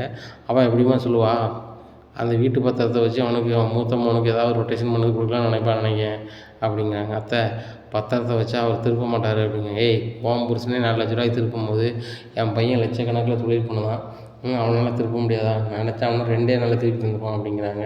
அத்தை 2 நாள் இல்லை 20 வருஷம் தான் உங்கள் பையன் திருப்ப மாட்டார், அவரை நம்பிலாம் வீட்டை வச்சு கொடுத்துட்டு கிடக்காதாங்க. அப்படி கொடுத்தீங்க அப்படின்னா அந்த வீட்டையும் திருப்ப முடியாது, என் வீடு நீங்கள் சொல்லிகிட்டு இருக்கீங்களா அந்த வீடுன்னு சொல்ல முடியாது, எங்கே லோன் வாங்குறாங்களோ அவங்கள சப்தி பண்ணிட்டு போயிட்டே இருப்பாங்க அப்படிங்கிறாங்க. உடனே அண்ணாமலை சொல்கிறாங்க, இதுதான் உண்மை, மனோஜ் நம்பி வந்து நீ வந்து வீட்டு பத்திரத்தை வச்சு அவனுக்கு ஏதாவது பணம் கொடுக்கணும் வைக்கணும்னு நினச்சேன்னா அது மிகப்பெரிய முட்டாள்தனம், அதை மட்டும் புரிஞ்சுக்கோ. முத்தை நம்பி கொடுத்தேன் அப்படின்னா நான் கேட்கறதுக்கு முன்னாடி திருப்பி கொண்டு கொடுத்துட்டான். அப்பேற்பட்டவன் நம்ம வீடு வந்து அடுத்தவங்கள்ட்ட இருக்கக்கூடாது, நம்ம குடும்பத்தில் தான் இருக்கணும், டாக்குமெண்ட் யாருக்கும் பேர் கூட நினைப்பான், ஏதோ ஒரு வகையில் அப்பாட்டா நம்ம வாங்கிட்டோம் அப்படின்னு நினச்சிட்டு இருப்பான். ஆனால் மனோஜ் வந்து அதை பற்றி நினைக்க மாட்டான். இப்போ பாரு அவன் மாமனார் 30,000 கொடுத்து 30 லட்ச ரூபா கொடுத்தாரு, பிஸ்னஸ் பண்ணுறேன்னு சொன்னான். இப்போ என்னன்னா அதில் வருமானமே வரல, விற்க மாட்டேங்குன்னுட்டு இருக்கான். ஏன் விற்க மாட்டேங்குது, காலையில் எழுந்திரிச்சி கடைக்கு போகணும், நல்ல மாதிரி பேசணும், வரட்டு கௌரவத்தில் நம்ம வீட்டில் பேசிகிட்டு இருக்கான். இதே மாதிரி அந்த பொருளை வாங்க வரவங்ககிட்டையும் வளர்ட்டு கௌரவத்தில் பேசிகிட்டு இருந்தால் எப்படி பொருள் விற்கும் அப்படி இப்படின்ட்டு இருக்காங்க. அப்போ தான் விஜயா குத்துது, ஆகா மனோஜ் வந்து தொழிலே பண்ணலை, சரியாக பண்ணலைங்கும் போது அது எப்படி வருமானம் வரும், வருமானம் வராத கடைக்கு நான் ஒரு 10 லட்ச ரூபா லோன் போட்டு கொடுத்தோம்னா இவன் பத்திரத்தையும் திருப்ப மாட்டான், வைக்க மாட்டான், இப்படி இருக்கும்போது வீடும் வந்து இடத்துக்கு போனாலும் பெருமை அப்படின்னு சொல்லிட்டு முழிக்காங்க. இந்த ரோகிணி வராங்க, என்ன ஆண்டி ஒரு மாதிரி முழிக்கிங்க அப்படிங்கிறாங்க. இல்லைம்மா நான் பத்திரத்தை வச்சு கொடுக்கல அப்படிங்கிறாங்க. என்ன ஆண்டி மாற்றி மாற்றி பேசுகிறீங்க, உங்கள் பையனுக்கு உங்களன்னா ரொம்ப பிடிக்கும்ல அப்படிங்கிறாங்க. எனக்கும் ரொம்ப பிடிக்குமா மனோஜ், அதுக்காண்டி நான் வீட்டு பத்திரத்தை வச்சு கொடுத்துட்டு அது திருப்பலைன்னா வீட்டில் இருந்து எல்லோரும் தெருவில் நிற்க முடியுமா, எனக்கு 2 வீடு இருக்குது, அந்த ஒரு வீடை வாடகை போட்டிருக்கேன், ஒரு வீட்டில் நான் சொந்தமாக இருக்கேன், இப்போ அந்த வீடும் போயிடுச்சு அப்படின்னு சொன்னால் நான் எங்கே போய் இருக்கிறது, தெருவில் போய் இருக்கிறதாம்மா அப்படிங்கிறாங்க. அப்படிலாம் வராத ஆண்டி, நாங்களும் இந்த வீட்டில் தானே இருக்கோம் அப்படிங்கிறாங்க. இல்லை முதல்ல அவன் காலையிலே எழுந்திரிச்சி தொழில் பண்ணட்டும், சூப்பராக தொழில் பண்ணட்டும், அதுக்கப்புறம் அவனுக்கு என்ன செய்யணுமோ நான் செய்கிறேம்மா அப்படிங்கிறாங்க. இதை கேட்டால் ரோகிணி ரொம்பவே ஷாக் ஆகிடுறாங்க. மனோஜ் காலையில் எழுந்திரிக்க போகிறதும் இல்லை, அவர் சரியாக தொழில் பண்ண போகிறதும் இல்லை, அப்படி தொழில் பண்ணால் தானே கம்பெனிக்காரங்க பணம் கொடுக்க முடியும், அவங்களும் 10 நாள் தான் டைம் கொடுத்துருக்காங்க கம்பெனிக்காரங்க, நம்ம பணம் கொடுக்கல அப்படின்னு சொன்னால் கண்டிப்பாக வந்து ஒன்று டீலர்ஷிப்பை கேன்சல் பண்ணுவாங்க, அந்த பணத்தை உடனே வாங்கி தாங்கன்னு சொல்லி போலீஸ்கிட்ட போவாங்க, இல்லை கேஸை போடுவாங்க, ரொம்பலாம் கடுப்பாயிரும் அப்படின்னு சொல்லிட்டு ரோகிணி நினைக்காங்க. இந்த சூழ்நிலை மனோஜ் ஃபோன் அடிக்காங்க, என்ன எங்கள் அம்மா வந்து என்ன சொல்கிறாங்க அப்படிங்கிறாங்க. உங்கள் அம்மா வந்து பத்திரத்தை வச்சு தர முடியாதுன்னு சொல்லிட்டாங்க மனோஜ், அதனால் நீங்கள் வேறு இடத்த தான் ரெடி பண்ணணும் அப்படிங்கிறாங்க. ரோகிணி எப்படி சமாளிக்க முடியும், கம்பெனிக்காரங்க இப்போ கூட ஃபோன் அடிச்சாங்க, அதான் ஃபோன் அடித்தேன், பணம் நீங்கள் சொன்ன டயத்தில் கட்டலை அப்படின்னு சொன்னால் நாங்கள் டீலர்ஷிப்பை கேன்சல் பண்ணிடுவோம், எங்கள் பொருளையும் நாங்கள் எடுத்துக்கிடுவோம், அது போக எங்கள் பொருள் வந்து செகண்ட் ஆகிடுச்சின்னு கணக்கில் நான் உங்கள் மேலேயும் கேஸ் போட்டு நாங்கள் பணத்தை வாங்குவோம் அப்படிங்கிறாங்க. இதை கேட்டால் ரோகிணிக்கு என்னாச்சுன்னே தெரில. நம்ம வந்து கடைக்கு 20% தான் ஓனரு, 80% ஓனர் வந்து கடைக்கு பொருள் கொடுக்குற அந்த கம்பெனிக்காரன் தான், அவனே நம்மளை டீலர்ஷிப்பு கேன்சல் பண்ணால் என்ன செய்ய முடியும், அவ்வளோ பெரிய கடையில் வேறு என்ன தொழில் நம்ம பண்ண முடியும் அப்படின்னு சொல்லிட்டு பயங்கரமாக யோசிக்காங்க. இந்த சூழ்நிலையில் மறுபடியும் மனோஜ் ஃபோன் அடிக்காரு, எப்படியாவது அந்த வீட்டு பத்திரத்தை நீ தான் எடுத்துகிட்டு வா ரோகிணி, எனக்கு தெரிஞ்ச ஒரு ஆள் இருக்கார், பத்திரத்தை கொடுங்க, பணம் தரேன்னு சொல்கிறாரு, இது எங்கள் அம்மா பேரில் தான் இருக்குது, நான் மட்டும்தான் வாரின்னு சொல்லிட்டு வாங்கிடுவோம் அப்படிங்கிறாங்க. மனோஜ் நான் எப்படியாவது எடுக்க பார்க்குறேன், முயற்சி பண்ணுறேன் அப்படின்ட்டு இருக்காங்க. மீனா பீரோவில் இருக்குது. அப்போ மதியம் எல்லாருமே சாப்பிட்டு தூங்குறாங்க, நைஸாக எந்திரிச்சு வராங்க, மீனா பீரோவில் திறக்காங்க, சவுண்டு கேட்டு மீனா வந்துடுறாங்க. ரோகிணி என்ன செஞ்சிட்ருக்கீங்க அப்படிங்கிறாங்க. இல்லை சவுண்டு கடிச்சா தான் வந்தேன் அப்படிங்கிறாங்க. சவுண்டு கடிச்சு வந்தேன் எங்கன்னு சொல்கிறீங்க, ஏன் பீரோ எதுக்கு திறந்துட்டுருக்கீங்க அப்படிங்கிறாங்க. முத்து வந்துடுறாரு, என்ன பார்லரம்மா, பார்லரில் வேலை செஞ்சதுக்கு போய் இப்போ பீரோவாக திறக்கிறதுக்கு வேலை பார்க்கிங்களா அப்படிங்கிறாங்க. உடனே முத்து, மீனா சாரி, அந்த பத்திரத்தை வச்சா தான் வந்து நாங்கள் தொழிலை டெவலப் பண்ண முடியும், அதான் ஆன்ட்டி தான் எடுக்க சொன்னாங்க, அதான் எடுக்க முயற்சி பண்ணேன் அப்படிங்கிறாங்க. ஏம்மா உன் புருஷனை நம்பி ₹1 கொடுக்க முடியாது, ஏற்கனவே எங்கள் அப்பா 27 லட்ச ரூபா எடுத்து ஓடிட்டான், இப்போ நீ மதிய நேரத்தில் எல்லோரும் தூங்குறதை பார்த்து நைஸாக வந்து எடுக்க, இது நல்ல பழக்கம் இல்லை, அதனால் உன் புருஷன் நம்பிலாம் நீ செஞ்சு கெட்டுக்கிட்டு கிடக்காத, நீ வேறு உங்கள் அப்பாட்ட பணம் வாங்கி கொடுத்தா வச்சேன்னு சொல்லிக்கிட்டு இருக்க, அந்த பணமும் திரும்ப போகிறதில்ல, ஏன்னா உன் புருஷன் என்றைக்கு சுறுசுறுப்பாக மாறி 4 பேர் மாதிரி உழைக்கணும் வைக்கணும்னு சொல்லி உனக்கு வெறி வருதோ அன்றைக்கி தான் ஜெயிப்பான். அது வரைக்கும் அவனுக்கு கஷ்டமா? அதனால் நீ என்ன செய்தான், பார்லர் வேலைக்கு போகிறியா, பார்லர் சொந்தமாக வச்சுருக்கியா, அது உன் சௌகரியம். ஆனால் உன் புருஷன் வந்து சொந்தமாக ஒரு ஷோரூம் வச்சுருக்காங்கன்னா அந்த ஷோரூமை நடத்துறதுக்குள்ள தகுதியை நீ உருவாக்கி கொடு, இல்லைன்னா அவனை உருவாக்க சொல்லு, இல்லைன்னா ரொம்ப கஷ்டம் அப்படிங்கிறாங்க. நீங்கள் மனோஜ் வந்து மட்டம் தட்டிக்கிட்டே இருக்காங்க, மட்டும் தட்டிக்கிட்டே இருக்காதங்க முத்து, அவருக்கு எப்படி இருக்குன்னு தெரியும் வைக்கும், ஆனால் அவர் கண்டிப்பாக நல்ல நிலைமைக்கு வருவார் அப்படிங்கிறாங்க. ஏம்மா, உனக்கு அவன் புருஷன், எனக்கு அவன் அண்ணன், அவன் நல்லா இருக்கணும்னு சொல்லி தான் வந்து அந்த ஃபர்னிச்சர் கடைக்கார ஓனர் கொடுக்கணும்னு சொல்லும்போது கம்மியான ரேட்டுக்கு நான் முடிச்சு கொடுத்தேன் அப்படிங்கிறாங்க. முத்து, நீங்கள் ஆளை மட்டும் தான் காட்டினீங்க, டீல் போட்டது எல்லாமே நாங்கள், அக்ரிமெண்ட் போட்டது எல்லாமே நாங்கள் அப்படிங்கிறாங்க. அம்மா, எல்லாமே இந்த முத்தே சேர்க்காம இருங்க, நீங்களே பண்ணதாக கூட இருக்கட்டும், ஆனால் வந்து உங்கள் புருஷனுக்கு வந்து உழைப்புன்னா என்ன அப்படிங்கிறத சொல்லிக் கொடுங்க. காலையில் எந்திரிச்சா மட்டும்தான் ஒரு மனுஷன் ஜெயிக்க முடியும். நான் 12 மணிக்கு எந்திரிப்பேன், 1 மணிக்கு எந்திரிப்பேன் அப்படின்னு சொல்லி ஜெயிக்கவே முடியாது. வாழ்க்கையில் கஷ்டப்பட்டா தான் மட்டும்தான் ஜெயிக்க முடியும். இன்றைக்கி ஜெயிச்சிருக்கவங்க பூராமே ஒரு காலத்தில் கஷ்டப்பட்டவங்க தான். கஷ்டப்படாமல் வெற்றி கிடைக்கவே கிடைக்காது அப்படிங்கிறாங்க. முத்து, மீனா, நான் உங்கள்கிட்ட ஒன்று கேட்குறேன், இந்த பத்திரத்தை நீங்கள் தர முடியுமா தர முடியாதா அப்படிங்கிறாங்க. முத்து சொல்கிறாரு, இந்த பத்திரத்தை தரவே முடியாது. இந்த பத்திரத்தை பல சங்கடத்துக்கு மத்தியில் தான் திருப்பி கொண்டு அப்பாட்ட கொடுத்தேன். அப்பா தான் வந்து மீனாட்ட கொடுத்துருக்காங்க. உங்களுக்கு பத்திரம் வேணும்னா எங்கள் அப்பாட்ட கேளுங்க. எங்கள் அப்பா கேட்டாலும் நான் கையில் தூக்கி கொடுத்துருந்தேன். ஆனால் எங்கள் அப்பா சொல்லாமலாம் பத்திரம் வந்து உங்கள் கையில் தர முடியாது அப்படிங்கிறாங்க. ரோஹிணிக்கு ரொம்ப கடுப்பாகி ரூமுக்கு போயிடுறாங்க. ரூமுக்கு போய் மனோஜுக்கு ஃபோன் அடிக்கிறாங்க. மனோஜ், இன்னும் வந்து நம்ம ஒன்றுமே செய்ய முடியாது, கம்பெனிக்காரங்களுக்கும் நம்ம வந்து பணம் கட்ட முடியாது, பொருளையும் அவங்க எட்டு போயிடுவாங்க, நம்ம தொழிலே பண்ண முடியாது, கடைசியில் நம்ம லாக் ஆக போகிறோம் அப்படி இப்படின்னு பேசுகிறாங்க. மனோஜுக்கு பயங்கர இதாகுது. மனோஜ், ஒரே வழி தான் இருக்குது, நைட்டு வந்து உங்கள் அம்மாட்ட நீ எப்படி அழுது நடிப்பியோ அழுது நடி, உங்கள் அம்மா வந்து அவங்க பாஷையில் பேசுகிற மாதிரி பேசி பத்திரத்தை வாங்கி உனக்கு வச்சு கொடுத்தா தான் உண்டு. நீ உங்கள் அப்பாவுக்கு தான், நான் உங்களுக்கு தான் பிறந்தா நான் வச்சேனான்னு சொல்லி ரொம்ப அழு. உங்கள் அப்பாவை பார்த்து உங்கள் அப்பாவும் ஒரு மாதிரி டென்ஷன் ஆவார். அது போக வச்சு உங்கள் அம்மாவுக்கு ரொம்ப கடுப்பாகும். வந்தோடனே உங்கள் அப்பாவை என்னத்தையாவது பேசுவாங்க. பேசி முடித்தோடனே, ஏங்க என் பையனுக்கு நான் வச்சு தான் கொடுக்க போகிறேன், உங்களால் ஆனதை பாருங்கன்னு சொல்லி பத்திரத்தை வச்சு தர போகிறாங்க. அதுக்கப்புறம் வழக்கம் போட தொழில் பண்ணுங்க, அதாங்க கரெக்டாக வரணும். இன்றைக்கி நிலைமையில் எங்கள் அப்பா ஜெயிலில் இருக்கார், எங்கள் மாமா நம்பர் சுவிட்ச் ஆஃப்னு வருது, நான் யாருக்கு பேசி பணத்தை வாங்கி கொடுக்க முடியும் அப்படிங்கிறாங்க. சரி ரோஹிணி, இதே செய்கிறேன், இன்றைக்கி என் பர்ஃபார்மன்ஸை மட்டும் பாரு, எங்கள் அம்மாவே கதற விட்டு இன்றைக்கி நைட்டுக்குள்ளே என் வீட்டு பத்திரத்தை வாங்குகிறேன், நாளைக்கு அதை லோனை போட்டு நம்ம பிரச்சனை எல்லாத்தையும் சரி பண்ணுறேன் பாரு அப்படிங்கிறாங்க. மனோஜ், கண்டிப்பாக பண்ணு மனோஜ் அப்படிங்கிறாங்க. இனி என்ன நடக்கும் இந்த விஜயா வீட்டில் அப்படிங்கிறத பொறுத்து வந்து பார்க்கலாம். நம்ம சேனலை மறக்காமல் லைக் அண்ட் சப்ஸ்கிரைப் பண்ணுங்கள். நன்றி, வணக்கம்.